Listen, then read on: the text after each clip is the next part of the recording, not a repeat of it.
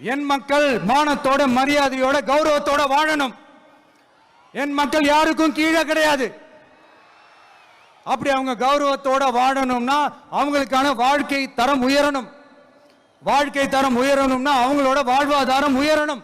வாழ்வாதாரம் உயர்ந்தாதான் பொருளாதாரம் உயரும். பொருளாதாரம் உயர்ந்தாதான் வசதி வாய்ப்புகள் உயரும்.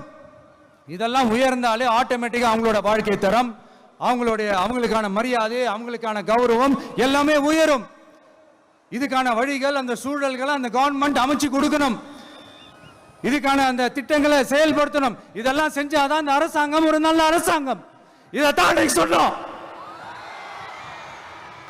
இதைத்தான் இன்னைக்கு சொன்னோம். உடனே சொன்னா மட்டும் போதுமா? எப்படி செயல்படுத்துவீங்க? நாங்க என்ன வாயிலே வடை சுடுறதுக்கு டிஎம்கேவா? டிவிகேடா?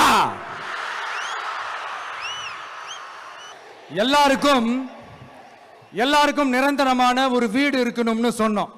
உடனே எங்க ஆட்சியிலே நாங்க எல்லாரும் வீடு கட்டி கொடுத்துட்டோமே அப்படிங்கிறது இல்ல. நான் கேட்கிறேன், இங்க உங்களை தான் கேட்கிறேன், இங்க வாடகைக்கு இருக்கிறவங்களே இங்க யாரும் இல்லையா? எல்லாருக்கும் சொந்தமா வீடு கட்டி கொடுத்துட்டாங்களா? அடுத்து வீட்டில் இருக்கிற ஒவ்வொருத்தரும் மினிமம் டிகிரி படிச்சிருக்கணும் அப்படின்னு சொன்னோம். உடனே எங்க ஆட்சியிலே எல்லாரும் டிகிரி படிச்சு முடிச்சிட்டாங்களே அப்படிங்கிற மாதிரி சொல்றது அது உண்மைனா? ஸ்கூல் லெவல்லையே டிராப் அவுட்ஸ் அதிகமானது யாரோட ஆட்சியிலங்க?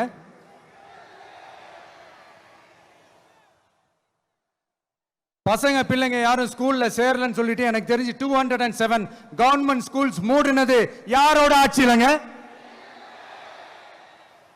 இதுல கல்வியில் சிறந்த தமிழ்நாடுன்னு டிராமா வேற.